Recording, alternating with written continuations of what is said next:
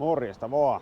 Oikeastaan huomenta. Nyt on aikainen keskiviikko aamu ja moottorikoneestamo Dexta-osien kanssa. Ne on siellä peräkontissa ja lähdin tuossa 5 jälkeen aamulla aikaiseen ajamaan. Eli ollaan täällä autioauton pihalla. Ja mun pitää käydä yhyttää joku henkilökunnan edustaja, niin katsotaan onko ne tullut jo töihin. Ja nostellaan tonne sisälle ja katsotaan mitä ne Dexta-osille siellä nyt tehdään. Siellä on sylinterilohko ja putket ja vähän mäntää on kaverina, kiertokangen hellaa, kampiakselikin on siinä, vanhan kannen tiiviste. No tuota me ei varmaan tarvita tuolla, mutta katsotaan mitä näille tehdään ja jätetään romppet tänne sitten työstöön ja katsotaan sitten vähän ajan päästä mitä niistä tuli.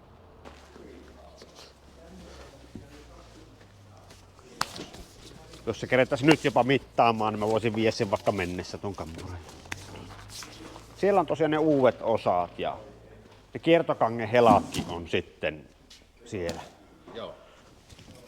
No katsotaan, pannaan tuo ovi kiinni, ei tuu pakkanen.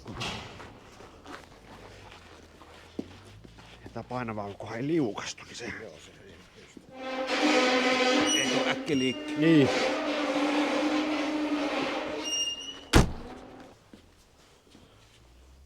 Jos tuo kampura tosiaan mitattaisiin, onko siinä kaulat miten kulunut alamittaan, niin se on sillä myöten sitten selvä. Täällä on tosiaan jo.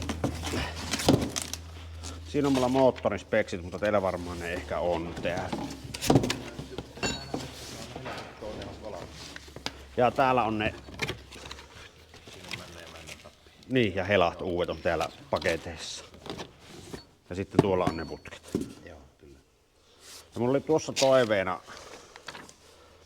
toiveena tosiaan, kun ruvetaan niitä putkia laittaa, että onnistuuko porata sinne alamittaansa. Mikä on tuossa. Niin. Joo, kyllähän se onnistuu. Jos pystyisi siihen tähtäämään. Ja putkethan pannaan tässä vissiin tonne, tuossakin lukkeen, niin tasapintaan se sylinterilohko. Joo, kyllä. Se vaatte sitten, pitääköhän tää meidän kiillottaa tää pintaa millään tavalla. Tämä tasopinta. Niin. Kyllä se kannattaisi varmaan niin ykkösten lastu poistua. Mutta mahdollisimman vähän. Joo. Täältähän se aina tahtoo pyöristyä ja öljy valluu sitten, mutta Joo. tässä moottorissa nyt ei tästä valunut vielä öljy, mutta Joo, jos ottaisi pikkulastun pois, niin silloin se olisi paras. mikä teillä on minimi, mitä te pystytte ottaa? No, monesti sitä 10 lähtee. Se on aika paljon se 10. Kyllä Mä se pelkään. tosenkin voi ottaa, mutta lähteekö se sillä puhtaaksi? Niin. Kun mä pelkään, että ne männät tulee sitten liian korkealle ja ne pitää sitten sorvuuttaa, niin minun ne männät. No se pitää sitten mitata, kun panneen mennä paikalle, että minkä verran se ylitys on siinä. Niinhän se pitää mitata. Tosiaan tasapinnassa on nuo putki. Tämä ei pahan näköinen ole sille, että ei ole silleen niin kuin isosti pyöristynyt, mutta jos se pystyisi Otetaan pikku siivu. ihan satikka, 5 satikkaa pois, että se rupesi kiilottumaan, niin se olisi siinä. Joo, kyllä. Mahdollisimman vähän. Joo. Toki noita ruosteröhmää, niin se lähti sekin pois sitten, Kyllä. pikkusen höylättä.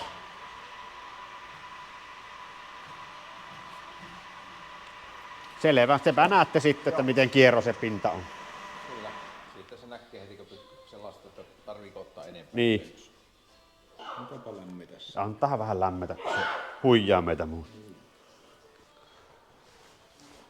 Vakaillaan pikkusen uudestaan näitä vehketä täällä. Tää on tosiaan se kampiakselin sormi, mitä me silloinkin jo Valmetin videolla vähän katseltiin. Ja siinä on semmonen hionta kautta kiilotuskivi on siinä. Melko iso tuo kivi on loppupeli. Täällä ne sitten kalvaa niitä kiertokankeita, kun pannaan se hela paikalleen, niin siinä on oma tuo kone sille kiertokangen helan rakentamiselle. Siinä on kalvaamia. Tämäkö on sylinterin porauskone? No se on. Sorvin terälläkö se porraa käytännössä sen? Siinä on aivan erityinen terä. Okei. Minkä moottori? Niin Hollanti. 6-mukinen New Holland. Niin. Joo. Kyllä. Oot sä putkittanut nytten tuo? 3 sylinteriä putkille. Siellä on ollut vauriota vissiin putkissa. Joo. Oli ruostunut. No niin. Se on sitten hooni tuossa. Oraksen jälkeen hoonataan. Joo. Käyttääkö se hooni vettä ja nestettä silloin kun hoonaa? Ei öljyä siellä alla. Joo. Se ruupaa koko ajan. Se sillä vähän niinku voitelee ja Joo, ja puhistaa terää. se ei mene tukkaan. Kiviä. Joo. Selvä. Tämä oli tosiaan nyt se lohkojen oikaisukone. Kanneen tai lohko. Tässä on hiemakone. Tuolla on se toinenkin hiomakone, missä on kanssa kivi, niin onko se sitten Se on semmoiselle vähän kovemmille. kovemmille? Joo. Ja kammiokoneille, jos on alumiinia. Ja Joo. esimerkiksi Mitsu on niin lujaa, että se ei lähde tänne. Joo. Mutta tällä normat Valorata-lohkot lähtee Joo, sitten. ja alumiinia. Onko tässä kivi nyt tuolla vai onko siellä Ei joko terä. terä? Ja tässä on tosiaan se niin sanottu kivihiomakone sitten tuon kannen sylinterilohkojen oikaisu. Tuo on kivitassu, millä hiotaan sitten niitä kovempia metalleja, mihin ei tuo terää pysty. Kivellä on sitten helpompi semmoista hiomissa. Monenlaista työkonetta löytyy, mutta me otellaan sitä kampiakselin lämpeämistä tuolla, että saadaan mitattua ne kaulat. Se on niin kylmä se akseli. 21 oli pakkasta tuossa aamulla, niin se kerkesi jää.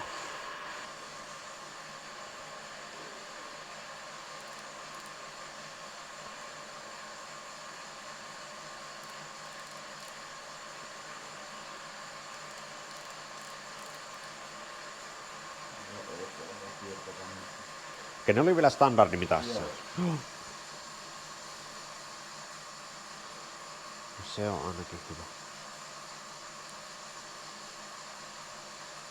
Oliko siinä varaa sitten sen verran materiaalia, että se pystyy vielä kiillottaa? Joo. No vaan ne laakerit mulla kulunut ihan silleeksi. Joo. Tietenkin kannattaa ne kiertokangitkin vielä tarkistaa ne pesät niistä. Joo. Niihin tulee ne uudet yläpäähelat tossa sitten.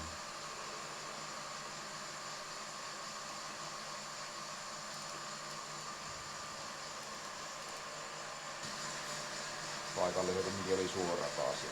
Joo. Mutta nämä kaikki oli siis ihan ok. Se oli jännä, että näistä oli kaikki niin kuin ihan sille metallille oli kulunut ne kiertokangen laakerit, vaan sitten päälaakerit oli vielä sitä kuparimessinkin seosta, pronssiseosta vielä jäljellä.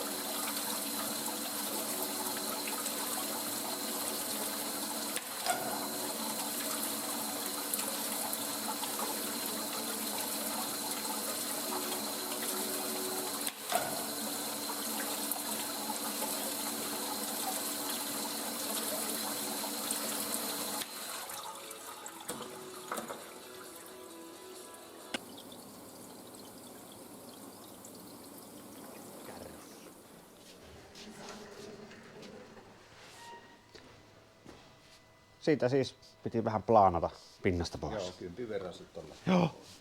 Nyt se on täältäkin tasainen, ei ole enää pyöreä. Nuo on aika syvälle mennyt nuo vesikanavienkin nuo. Kyllä ne vaan tahtoo syödä. Niin, sepä nyt ei haittaa mitään. nesteet vähän. Vesillähän ne on mennyt. Niin, ne on aikanaan mennyt. Vettä käytetty. Niin nehän jääpi nyt tosiaan tonne tasopinnan alle, niin ne ei ole haitolla siinä. Joo, ei ne siinä ole haitaksi, vaikka ne on vähän Jospa se kannen pitää se tiivistää tuosta. tiivistä. Joo. Ja nuokin varmaan tiivistyy. Tarvitseeko mun nyt tälle tehdä mitään, mutta kun vähän ottaa öljyä pois ja ruveta vaan asentamaan? No kannattaa se puhallella kaikki kanavat puhtaaksi. Mutta ei tarvitse Varsinkin öljykanavat. Joo. Mutta ei siinä muuta ole. Mutta pesua ei enää tarvitse ei tehdä. tarvitse. Joo. Pykkii vaan niin rätillä. Joo. Ja sitten vaihdettiin ne helat sinne kiertokankkiin. Onko ne vanhat putket siellä tallessa muuten? Ne on varmaan patut tuonne. Siitä kysyttiin, että joku katsoja halusi nähdä ne vanhat putket, mutta Ne on taitaa olla kierrätyksissä. Näihin on tosiaan vaihdettu nuo helat. siellä on uudet Ne laakkeet. on hoonattu sitten tuolle tapille sopimuksessa. Joo. Selvä homma. Siinä on nytten sylinterilohko. Tosiaan ne vanhat sylinteriputket on nakattu jo metallin keräykset, niitä ei päästy näkemään. Mutta yleensä ne ei syövy sieltä ulkopinnalta, sanoo tuo koneistaja tuossa, että ne kohtuullisen siistejä on sitä sisältä. Kun se on kuivaputkikone ja se on tiukassa tuo. Jes, ei muuta kuin lohko kyytiin. Ja lähdetään kassan moottoriin. Ei siinä sen enempää varmaan meillä ole. Tuonne ja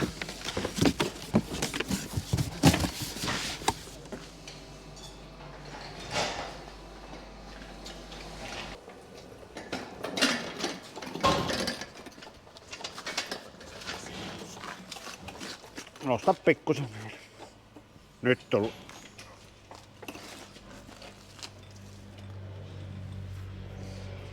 Siihen kun lasket, niin mä työnnän sen tuonne.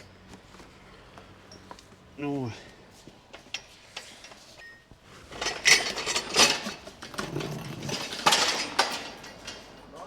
Yes. Se on kyytissä. Ei muuta kuin vaan viikonloppuna taas sapi asennella. No niin, pääsee tekemään hommaa. Niin se on. Nostetaanpa tuohon se lohko tuota kontista. Sitten ne tulee ne kanneosattiin jo tuohon. Täällä on ne männät ja kiertokannet.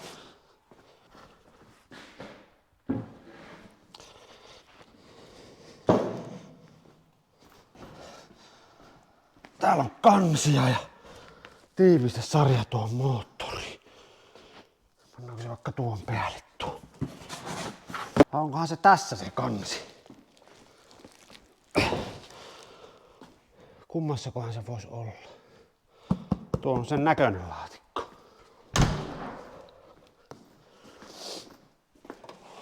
Mutta katsotaanpa onko tässä se kansi vai onko se tuolla alemmassa laatikossa. Tarvikekansi.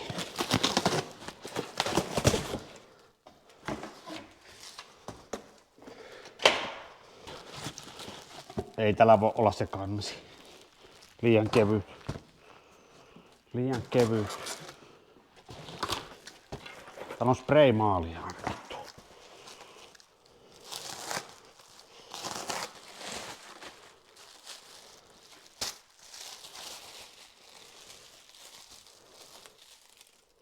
Korruptiolahja tuli, teepaita tuli tuolta. Krampin teepaita. Täällä on se kansi.